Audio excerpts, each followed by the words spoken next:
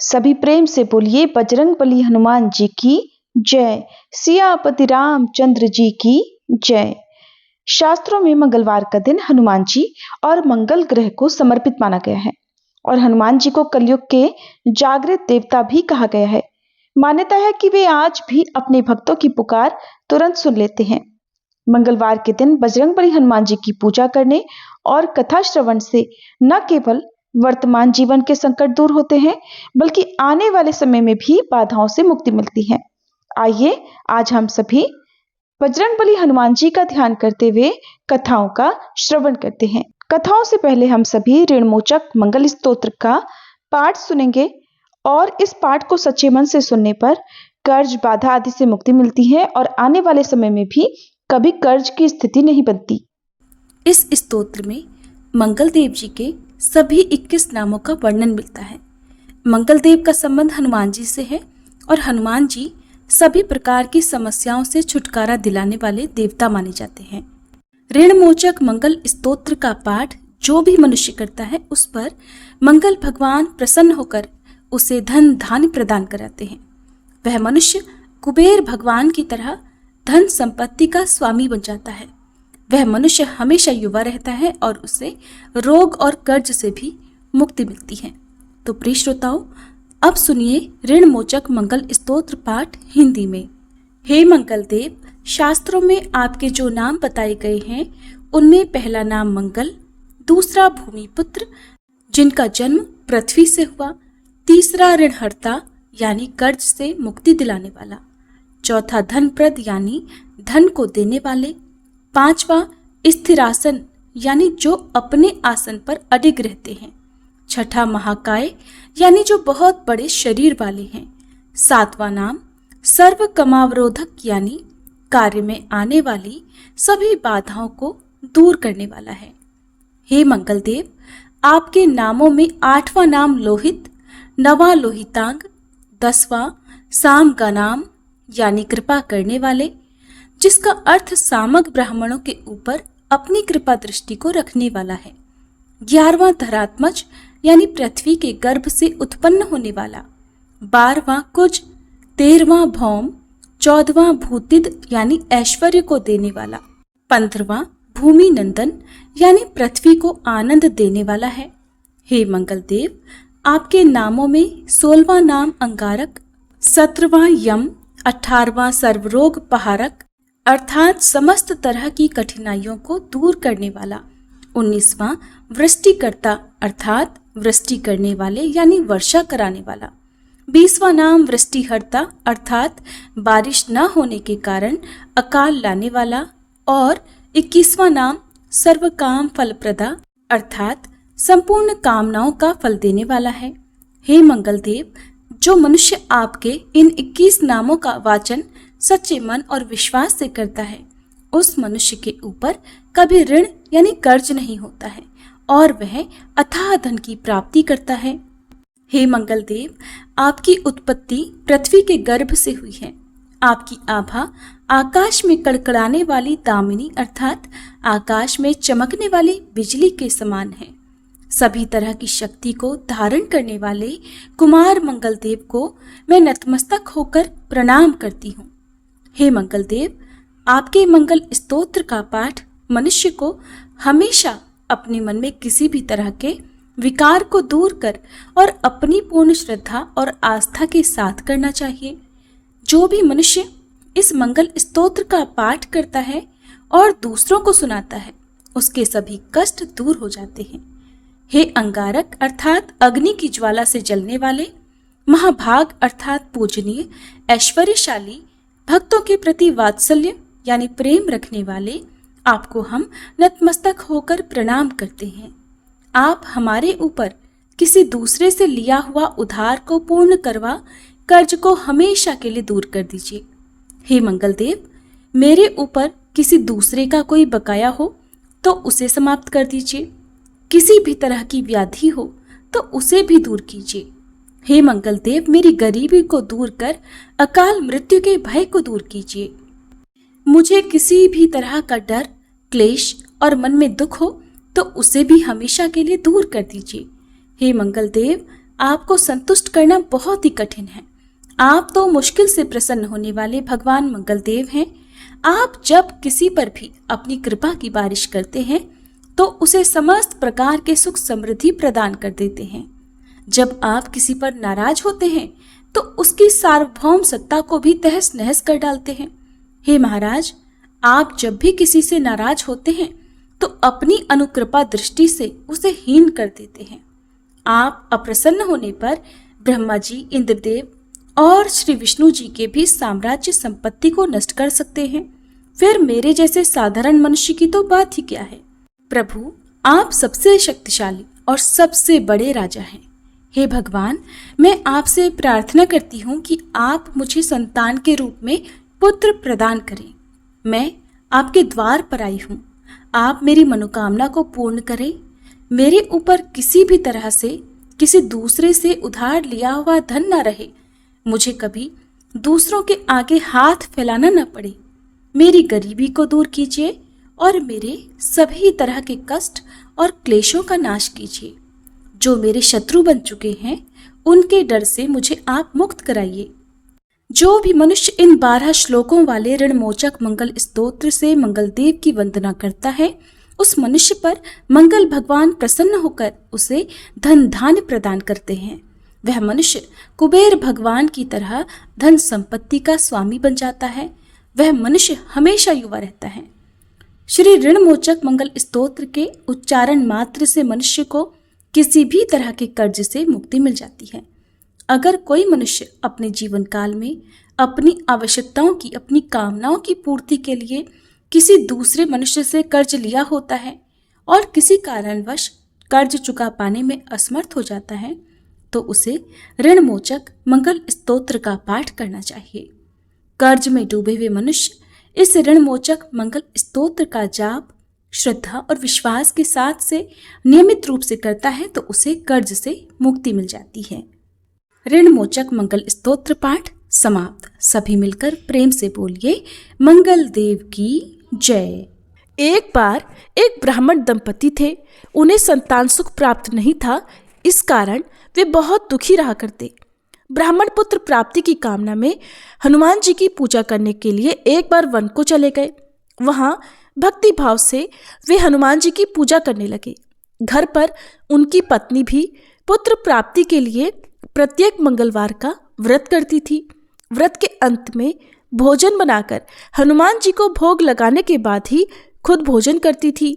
एक बार किसी कारण से ब्राह्मणी भोजन बनाकर हनुमान जी को भोग नहीं लगा पाई, तो उन्होंने अपने मन में प्रण किया कि अब अगले मंगलवार को हनुमान जी को भोग लगाने के बाद ही वह भोजन करेंगी।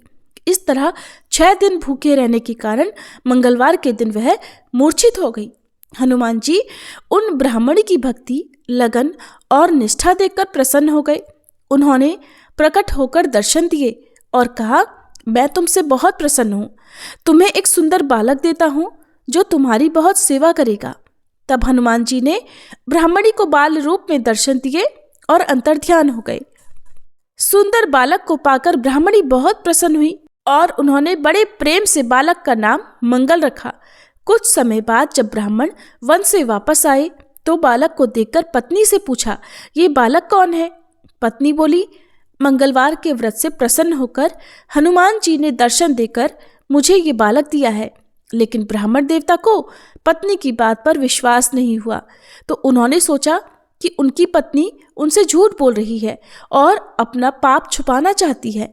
एक दिन ब्राह्मण कुएं पर पानी भरने जा रहे थे। ब्राह्मणी ने मंगल को भी साथ ले जाने को कहा। ब्राह्मण देवता मंगल को भी साथ ले गए। मंगल को नाजायज समझते हुए उन्होंने उसे धकेल कर कुएं में गिरा दिया और पानी लेकर घर आ गए। घर आने पर ब्राह्मणी ने पूछा, मंगल कहाँ है? ब्राह्मण देवता कुछ बोलते इससे पहले ही मंगल मुस्कुराता हुआ घर में आ गया। ये देखकर अब तो ब्राह्मण देवता आश्चर्य में पड़ गए। सोचने लगे कि इस बालक को तो मैंने कुएं में धकेल दिया था। फिर रात को सपने में ब्राह्मण देवता ने हनुमान जी को देखा और वे कह रहे थे कि ये बालक मैंने दिया है।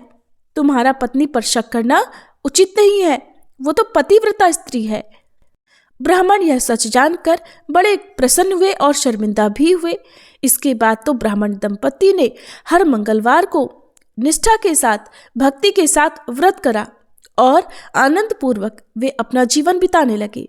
इस प्रकार जो भी व्यक्ति मंगलवार का व्रत करता है और मंगलवार के व्रत की कथा पढ़ता है या सुनता है और दूसरों को सुनाता है, तो हनुमान जी की कृपा से उन्हें सभी प्रकार के सुख प्राप्त होते हैं। मंगल ग्रह 9 ग्रहों में से एक हैं, जिन्हें अंगारक और कुजा नाम से भी जाना जाता है। मंगल देव को पृथ्वी देवी का पुत्र माना जाता है। गणेश पुराण के अनुसार एक बार हिरण्याक्ष के बड़े भाई ने पृथ्वी देवी का अपहरण कर लिया था। पृथ्वी देवी को उससे छुड़ाने के लिए भगवान ने वराह रूप धारण किया। भगवान ने हिरण्याक्ष का वध किया और पृथ्वी देवी को बचाया। उस समय पृथ्वी देवी भगवान से बहुत प्रसन्न हुई और उनसे विवाह करना चाहती थी। वराह अवतार के समय भगवान का प्रकाश आकाश में हजारों सूर्यों के समान था, जो असहनीय था। तब भगवान ने पृथ्वी देवी की इच्छा पूर्ण करने के लिए अपने सुंदर और मूल रूप में उन्हें दर्शन दिए। तब उनका विवाह हुआ और वे 1 वर्ष तक अकेले रहे। तब उनके पुत्र के रूप में मंगल देव का जन्म हुआ। शिव पुराण के अनुसार एक बार भगवान शिव कैलाश पर्वत पर ध्यान में लीन थे। तब उनके माथे से पसीने की 3 बूंदें निकली और धरती पर गिरी। उन बूंदों में से एक अत्यंत सुंदर शिशु प्रकट हुआ, जिसका रंग लालिमा लिए हुए था, जिसकी 4 भुजाएं थी। भगवान शिव ने बालक का पालन पोषण करने के लिए पृथ्वी देवी भूमि को सौंप दिया। बालक का नाम भौम रखा गया, क्योंकि उसका पालन पोषण और परवरिश भूमि द्वारा यानी धरती माता द्वारा हुई थी। जब भौम बड़े हुए तो वे काशी गए और भगवान शिव को प्रसन्न करने के लिए कठिन तपस्या की। भगवान शिव ने उन्हें आशीर्वाद देते हुए मंगल लोक प्रदान किया, जो शुक्र लोक से भी अधिक श्रेष्ठ था। इसी भौम को सौरमंडल में मंगल ग्रह के नाम से जाना जाता है। मंगल देव की 4 भुजाएं हैं और वे त्रिशूल और गदा हथियार के रूप में धारण करते हैं। ये लाल आभूषण धारण करते हैं। मंगल देव की पूजा करने से त्वचा संबंधी रोग, ऋण और गरीबी से मुक्ति मिलती है। भगवान मंगल का रत्न लाल मूंगा है और उनका दिन मंगलवार है और ये दक्षिण दिशा के संरक्षक हैं। मंगलवार के व्रत की कथा के अनुसार एक समय की बात है, एक बूढ़ी औरत रहती थी। वह हर मंगलवार को व्रत रखा करती और उन्हें हर तरह की सुख समृद्धि प्राप्त थी। उनकी बहू उन्हें हर मंगलवार को 4 रोटियां देती। तब वह रोटियां लेकर हनुमान जी के मंदिर में जाती और वहां 2 रोटियां अर्पित करती। बाकी 2 रोटियां वह खुद खा लेती और तृप्त हो जाया करती। एक बार बहू ने अपने बच्चों को दादी के पीछे पीछे चलने और वो क्या करती हैं इस बात पर नजर रखने के लिए कहा। मंगलवार का दिन आने पर बूढ़ी महिला ने 4 रोटियां हाथ में ली और वह बजरंगबली हनुमान जी के मंदिर में जाने लगी। उनके पीछे पीछे उनके पोते चल रहे थे और जब पोतों ने देखा कि दादी ने भगवान हनुमान जी को 2 रोटियां अर्पित की और शेष 2 रोटियों से अपना व्रत खोला, तब उन्होंने घर आकर अपनी माँ को ये बात बताई। माँ को लगा कि बूढ़ी माई 2 रोटियां तो बर्बाद कर रही है और फिर उसने अगली बार केवल 2 ही रोटियां पकाने का निश्चय किया। अगले मंगलवार को बहू ने उन्हें 4 की बजाय केवल 2 ही रोटियां दी। तब बूढ़ी माई हनुमान जी के मंदिर में गई और हनुमान जी को 1 रोटी अर्पित करके शेष 1 रोटी से अपना व्रत खोला। उनके पोतों ने ये सब भी देखा और घर आकर फिर से अपनी माँ को सारा हाल बताया। अब उन बालकों की माँ को लगा कि बूढ़ी माई तो 1 रोटी बर्बाद कर रही हैं, अगली बार मैं इनको केवल 1 ही रोटी दूंगी, ऐसा उसने फैसला किया। फिर अगला मंगलवार आने पर बहू ने बूढ़ी माई को केवल 1 ही रोटी दी और बूढ़ी माई उस 1 रोटी को लेकर हनुमान जी के मंदिर में चली गई। उन्होंने आधी रोटी भगवान हनुमान जी को अर्पित की, बाकी आधी से अपना व्रत खोला। उनके पोते ने आज भी जब ये देखा तो आकर अपनी माँ को बताया। बहू ने सोचा कि बूढ़ी माई तो घर का पैसा बर्बाद कर रही है। अब उसने फैसला किया कि वह अगले मंगलवार को उन्हें कोई रोटी नहीं देगी। उधर वह बूढ़ी माई अगले मंगलवार बिना रोटी लिए खाली हाथ बजरंगबली हनुमान जी के मंदिर में गई। आज उनके पास उन्हें अर्पित करने के लिए कुछ भी नहीं था। तब बजरंगबली हनुमान एक छोटे से बालक के रूप में उनके सामने प्रकट हुए और बोले, बूढ़ी माई क्या हुआ है? तब बूढ़ी माई ने उस बालक को पूरी कहानी सुनाई। बालक ने कहा, माई आप इस मंदिर के पीछे अपनी एक कुटिया क्यों नहीं बना लेती और मुझे आप अपना पुत्र मान लीजिए, मैं आपके भोजन का प्रबंध कर दिया करूँगा। ऐसे परिवार में रहने का क्या लाभ जो अपने बुजुर्गों की देखभाल नहीं करता। बूढ़ी माई उस बालक की बात मान गई और झोपड़ी बनाकर वहीं पर रहने लगी। हर रोज वह छोटा बालक उनके लिए एक जग भरकर दूध और चीनी मक्खन मिला हुआ चूरमा लाता था। अब बूढ़ी माई का जीवन बहुत सुखमय और शांति भरा था। बूढ़ी माई अब भी प्रत्येक मंगलवार बजरंगबली हनुमान जी की पूजा करके उन्हें भोग लगाकर ही अपना व्रत खोला करती। उधर उनकी बहू दिन प्रतिदिन गरीब होती जा रही थी। गरीबी के कारण घर में बिना वजह झगड़े होने लगे, यहाँ तक कि उनके पास खाने को भी बहुत कम बचा था। एक दिन उसने अपने बच्चों से कहा कि जाओ अपनी दादी के पास जाओ और देखो कि वो क्या करती हैं। बच्चे अपनी दादी के घर गए तो बूढ़ी माई ने उनका स्वागत किया। उन्होंने बच्चों को दूध और चूरमा दिया और उन्हें रोज आने के लिए कहा। बच्चे घर वापस आए और सारी बात अपनी माँ को बताई। माँ ये जानकर हैरान रह गई कि बूढ़ी माई कमजोर होने की बजाय बिल्कुल स्वस्थ थी। अब बहू को अपनी गलती का एहसास हुआ और बहुत पछतावा हुआ। तब उसने अपने पति से उन्हें वापस लाने के लिए कहा, लेकिन उसके पति ने कहा, मैं क्यों जाऊं? हमारे कष्टों के लिए तो तुम ही जिम्मेदार हो। तुम रोज परिवार में झगड़े करवाती हो। तुमने ही तो उन्हें घर छोड़ने पर विवश किया था। तुम तो थोड़े से भोजन के लिए भी उनसे ईर्ष्या करती थी। देखो उनके जाते ही इस घर की सारी सुख समृद्धि मिट गई। तुम्हें बड़ों और उनके नेक कार्यों का कोई आदर ही नहीं है। तब बहू बोली, चलो हम सब उनके पास चलते हैं, हम उन्हें मना लेंगे कि वह वापस आ जाए। तब उसका पति मान गया और वे बुढ़िया माई के पास गए। वहां जाकर उन्होंने देखा कि एक छोटा बालक बूढ़ी माई के पास बैठकर उन्हें भोजन परोस रहा था। बूढ़ी माई की बहू अपनी सास के चरणों में गिर पड़ी और अपनी गलतियों के लिए क्षमा मांगने लगी। बूढ़ी माई ने उस बालक से कहा, क्या मैं उनके साथ जाऊं, क्योंकि उन्हें अपनी गलती का एहसास हो गया है। बालक ने कहा, हाँ माँ जी आप जा सकती हैं। अगर आपको कोई परेशानी हो तो फिर से आप वापस आ जाइएगा। अब बूढ़ी माई अपने परिवार के पास वापस लौट गई। अब भी बूढ़ी माई प्रत्येक मंगलवार का व्रत रखती, लेकिन अब उनकी बहू ने कभी भी हनुमान जी को अपने भोजन का आधा भाग अर्पित करने पर कोई भी आपत्ति नहीं जताई। उनके घर में फिर से सुख समृद्धि लौट आई और वे सभी सुखमय जीवन बिताने लगे। ये थी मंगलवार के दिन सुनी जाने वाली कथाएं। जो भी भक्त श्रद्धा के साथ इन सभी कथाओं का श्रवण करके बजरंगबली हनुमान जी की सच्चे मन से पूजा करता है, उसके सारे संकट बजरंगबली हनुमान जी अवश्य दूर करते हैं।